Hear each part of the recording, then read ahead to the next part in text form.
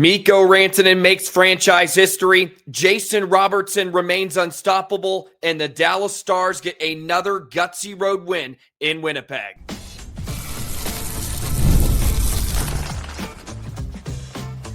You're Locked On Stars, your daily podcast on the Dallas Stars, part of the Locked On Podcast Network, your team every day.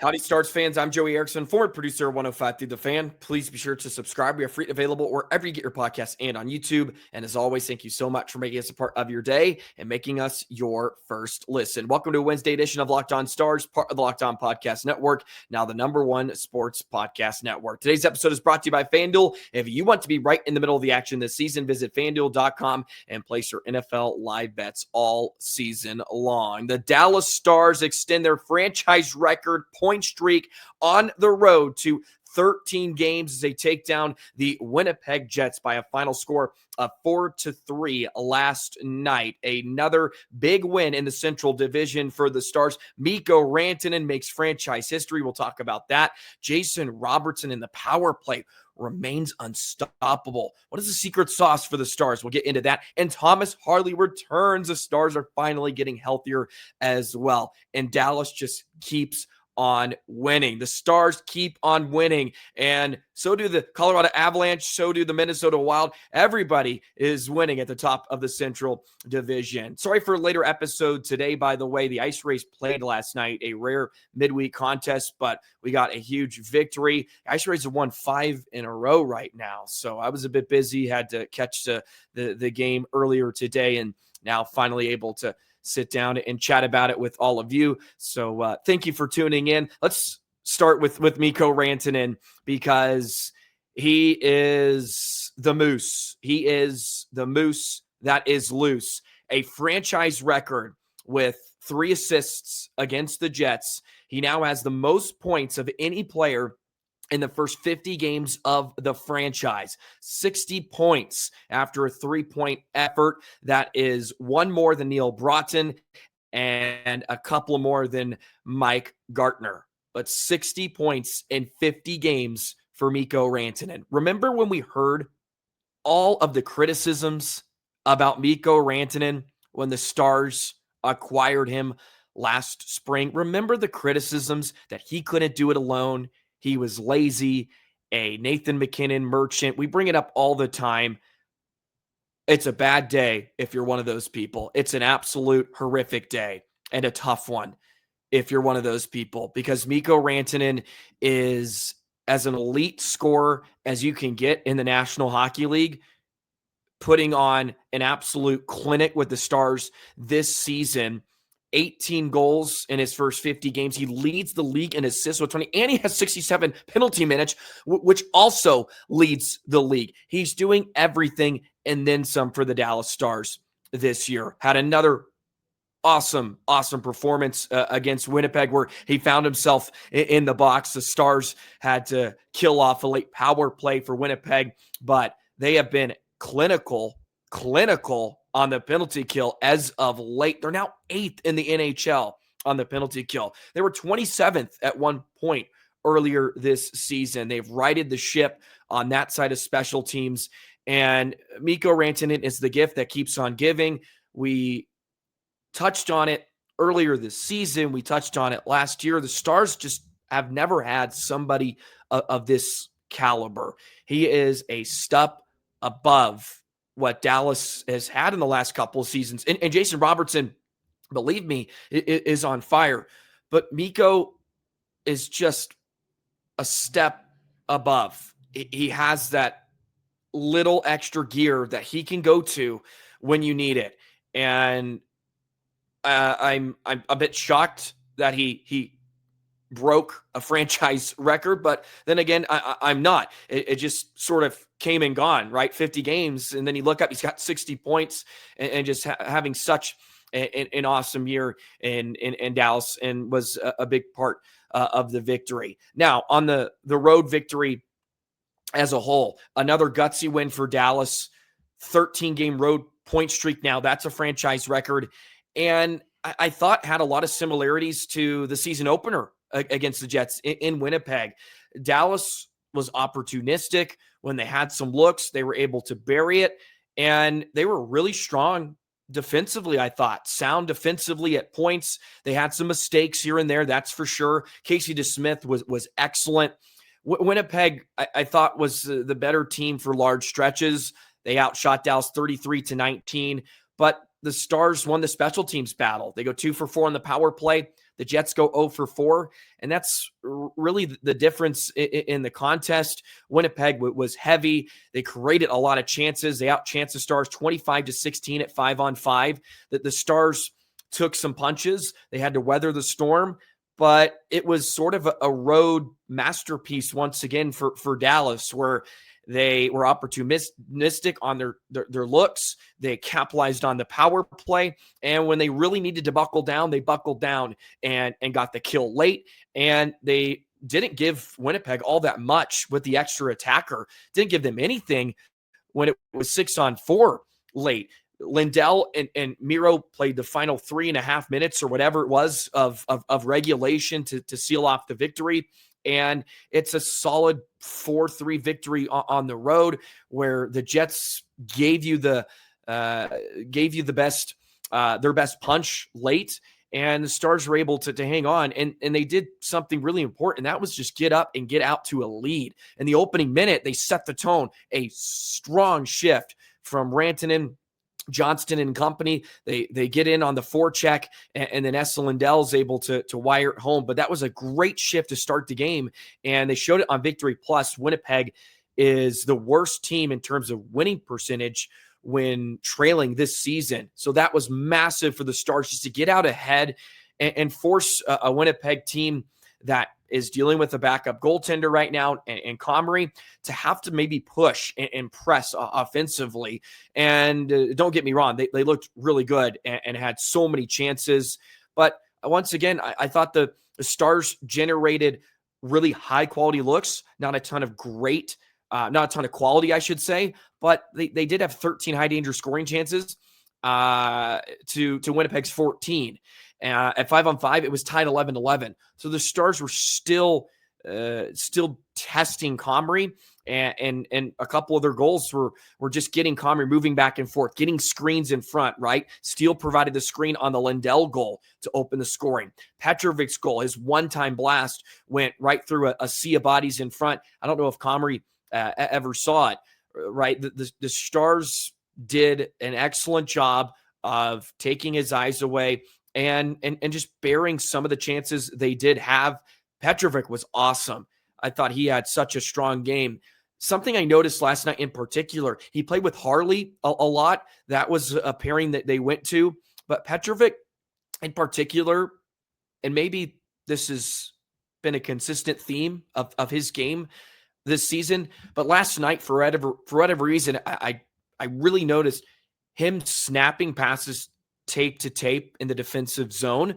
And that sounds so menial and elementary, but just outlet passes, starting the breakout for Dallas, hitting Oscar Beck, and the Stars were able to get it out to center. And then they go to work on the forecheck when they're able to dump it. Just little things like that. I thought he made so many good decisions.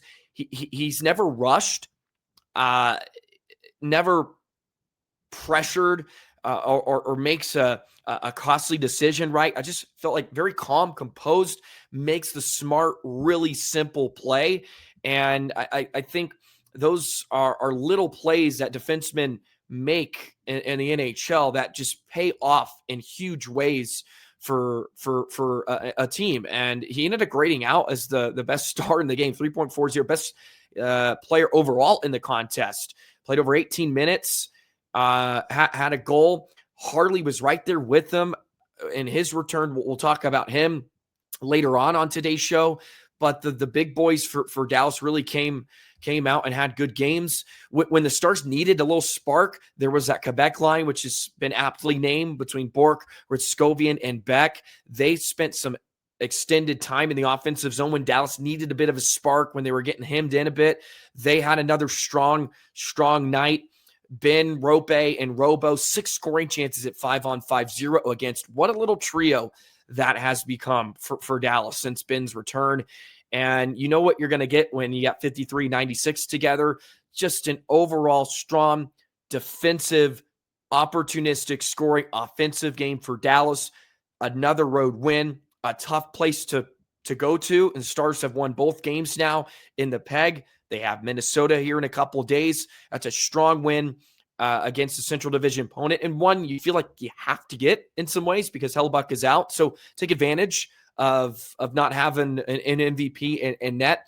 And Dallas went in there and they got the job done. Mikko makes history. Power play was snapping it around. Let's talk about the power play masterpiece for Dallas as they go 2 for 4 and continue to generate the most high quality chances in the National Hockey League. We'll tell you more in just a moment.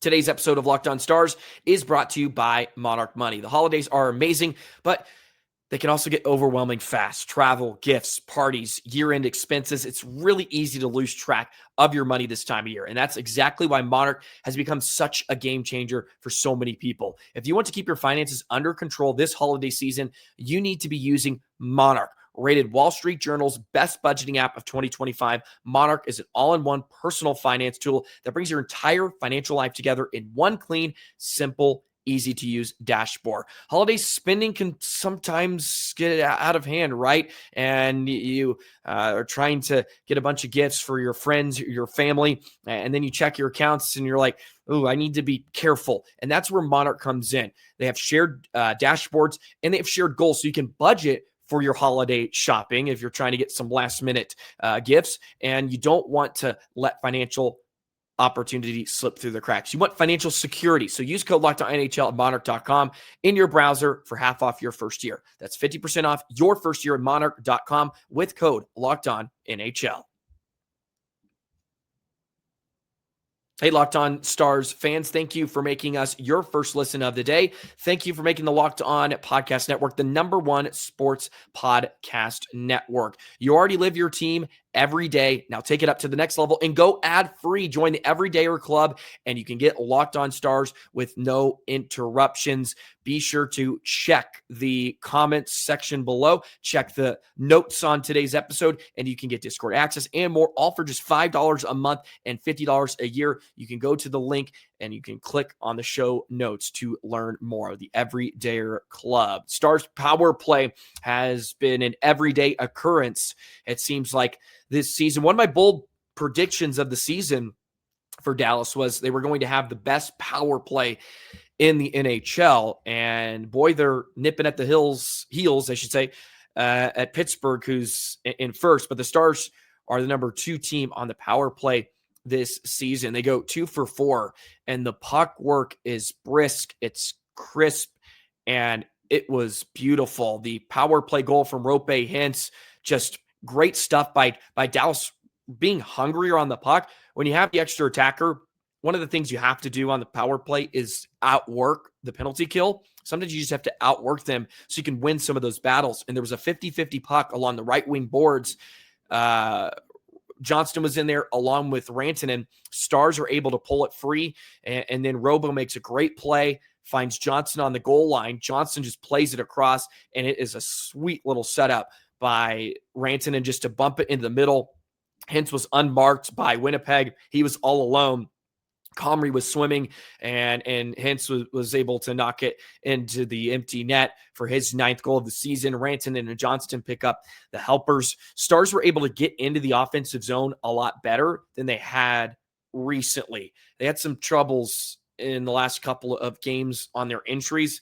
They did a much better job of getting in cleanly. Then they could spread out and set up, and they had Winnipeg swimming. Their penalty kill has not been great over the last 7-game stretch or so. So the Stars made them pay.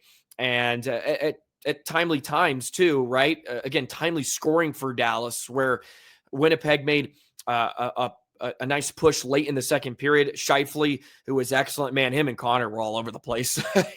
Kyle Connor didn't score, but it was a miracle he didn't. He had so many good looks, but he picked up a couple helpers on both of Shifley goals late in the second period when they made a really strong push. The Stars were on their heels.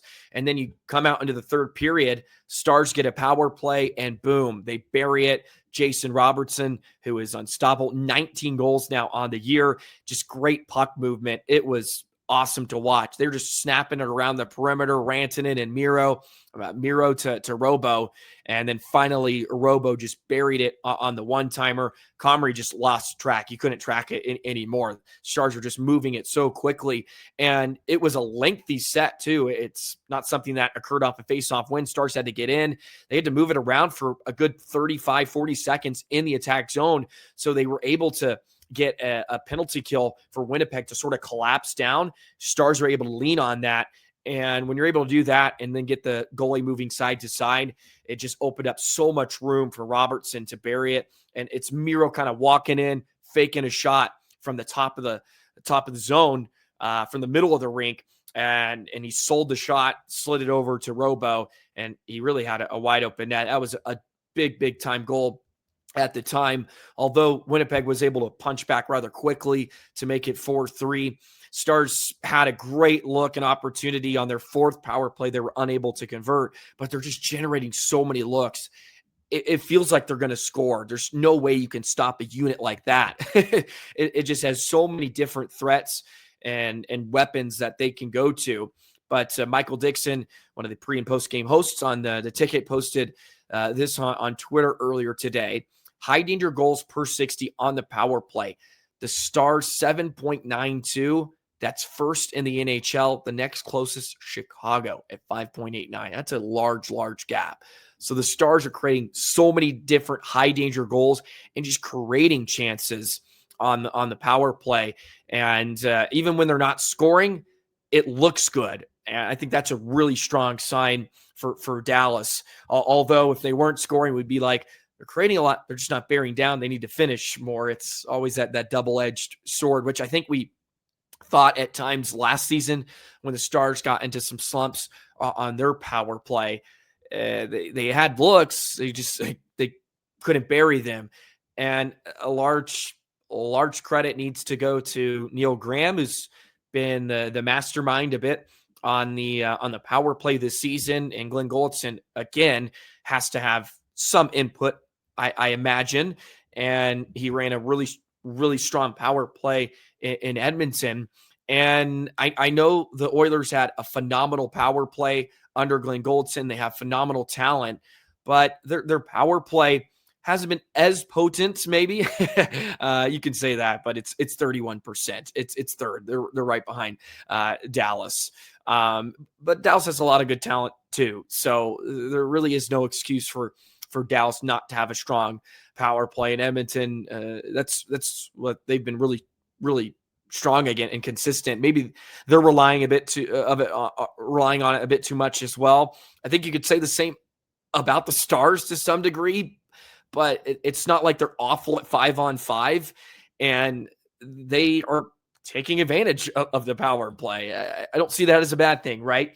Of course, you don't want it to be the end-all be-all, but it has been a part of their arsenal, and it's won them games, right? It's won them games, and it sort of helped them win a game against Winnipeg. And sometimes that's where the margins are, especially against good teams and a Winnipeg opponent that played a really strong game. They probably came out of it thinking maybe we deserved a bit better in that, but the Stars were more opportunistic. And when they needed to buckle down, pull the bootstraps, get some work done, they did it. And it's a large amount of individuals getting in on the action. The power play is just beautiful to watch. They move it around, they snap it around. I love the movement too. That's one of the big differences, I think, from last season or of the DeBoer tender this year. It's just the movement on the power play. It's interchangeable parts. You don't just see Robo staying pat on one side of the rink, although Rantanen usually starts on the right side, Robo's on the left. They kind of attack that way. They love to go down a hill. I love using Johnston sort of on that goal line, moving the puck to the goal line. That gets penalty kills sort of out of sorts, watching the puck instead of just sort of relying on Miro to be the sole distributor. The Stars have 3 distributors now, with Robo, who is always a shot factor, but he moves the puck more now from that left side than he did from the right. When he's on the right, he's always trying to shoot for the most part. He was trying to get to the inside to get his shot away. On the left, he's on his strong side, so that he's always a threat, but he's also more of a threat to move the puck when he's on his forehand. So I think it helps him, and it causes power plays to really key in on him because he's always in a shooting position. But when he moves it off, then the Stars can go to work that way, and they've just used the guy in the middle. How many goals did the Stars score on the power play from the middle of the slot, just in that area, because they're able to bump it down to the line, and then they move it, a little triangle passing, right? Just creating 3-on-2s, creating 2-on-1s on the man advantage. I would actually be really curious to see what the number would be, since they just sort of 8 penalty kills up in the most dangerous spot, right? That is the pass you don't want to give up if you're a penalty kill, but the Stars just continue to keep finding it. And they did it again against the Jets, going 2 for 4. I think they're gonna end the year number 1 power play. I'm confident in the bunch. It's funny. I was looking at the power play point leaders in the NHL. It's Johnston, Mikko, and Robo are on the top 5, and I believe Miro is pretty close to that, or he was top 5 in power play assists. He may have been tied for first, actually, or just power play points with Hughes and some company. So everybody's getting in on the action. Thomas Harley returned, though. That was awesome. Played with Petrovic a bit, which was new, something different. Let's discuss his return back in the saddle as the Stars get another returner off the injury front, and very, very welcome. Let's discuss Harley's return in just a moment. Today's episode of Locked On Stars is brought to you by FanDuel. NFL Sundays move fast, one big play, and suddenly everything feels different. That's what makes live betting and FanDuel so exciting. You're not just watching the game, you're reacting to it in real time. With FanDuel, you can place live bets as the action unfolds, every drive, every momentum swing, every highlight moment.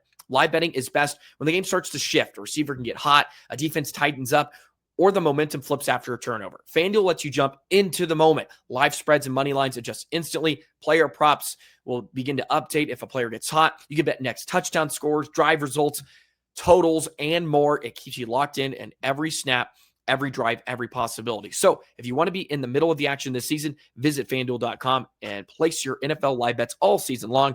FanDuel, the game moves fast, and so can you.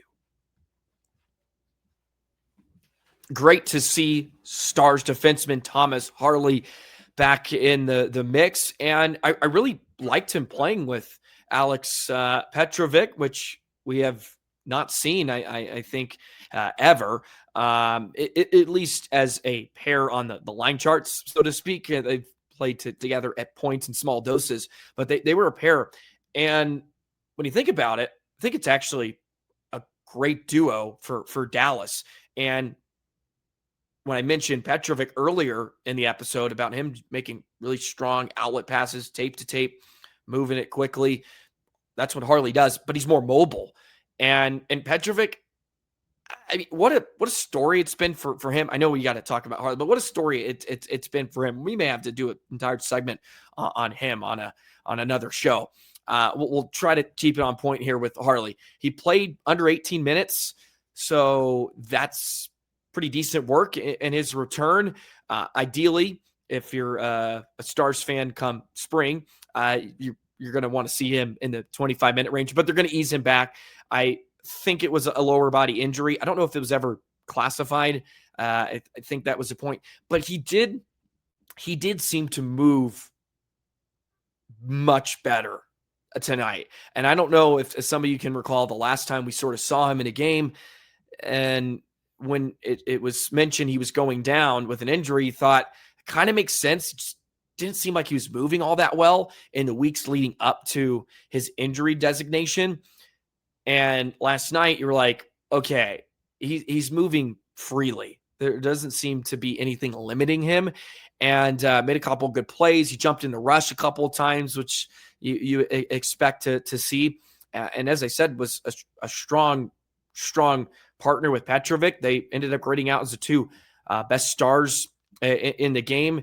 And this is just another feather and another weapon in the Stars' cap if they can kind of ramp him back up and have him ready to go. But good things usually happen when he's on the sheet.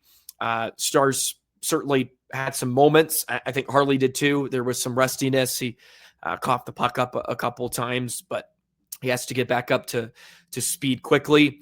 And they were able to sort of ease him in. Played 17-31 in all situations. 4 shots, 8 against when he was on the ice. But he was on the ice for a goal. 5 scoring chances, 4 and 4 against. Did a pretty decent job of limiting his opposition. The expected goals against only 0.24. That's like really low. That's not like really low. It is really low in 17 and a half minutes. He was excellent.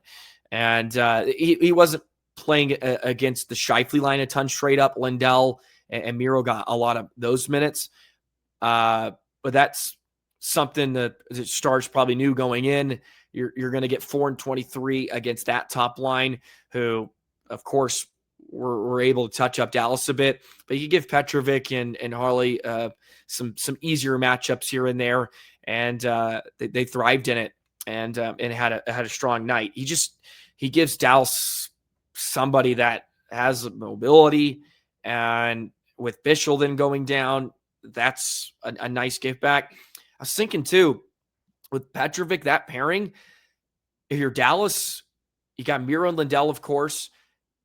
Petrovic and Harley seems like a strong second pairing. Maybe not ideal, but it works. It's effective.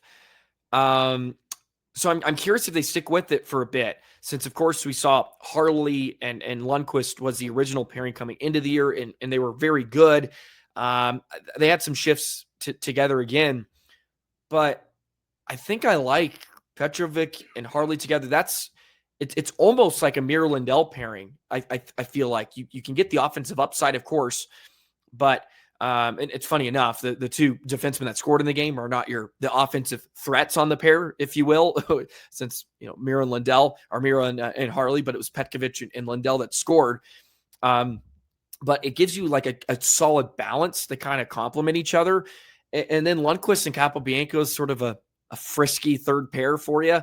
And Capobianco's been excellent. I love his game. He's confident. He makes a lot of awesome plays. And gives Dallas some more threat offensively, I think, on the blue line, which is good.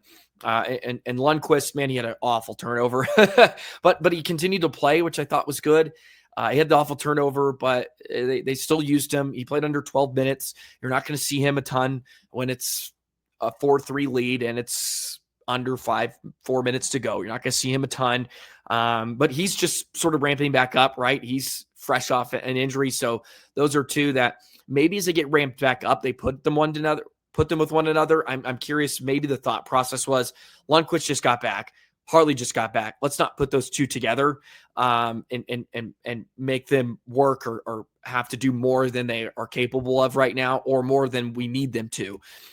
Put them with a couple veteran guys that they can just kind of be who they are and not have to worry about the other because they're bound to be rusty coming, more than 2 weeks off. They're bound to make some mistakes. So it takes some of the pressure off by putting them with Petrovic and Capobianco. So maybe as they get ramped back up and they feel like, okay, they're ready to kind of unleash the two of them, take the leash off, then they'll put them back together. Maybe that was the thought process behind that pairing, but great to have him back. It's a huge piece of course. And the Stars continue to just put their head down and beat teams 4 in a row now. Man, I'm really looking forward to tomorrow night. Stars Wild's going to be fun. Dallas on the road. Going to be a tough one, but a bit of a measuring stick contest in some ways. The Stars need one. They're second in the league. But a team that has awesome goaltending lately, and we know what they can do to you offensively with Kaprizov and such. So it's going to be a great game, and hopefully a thriller, just like the one we got the other night. Well, that's going to do it for today's episode of Locked On Stars. As always, thank you for tuning in to today's show. Make sure you subscribe, follow Locked On Stars. You get all the latest episodes. Did you also know Locked On Stars could make your Spotify Wrap? Did it? We'll prove it on social media. Secure a free month of our brand new Everydayer Club. Just tag our National Locked On Podcast Network account on any social media platform, and they'll drop a code. Be one of the first to join the Everydayer Club at your favorite show, ad-free and exclusive access to the members-only Discord channel. Have a great day, Stars fans, and we'll see you tomorrow. So long.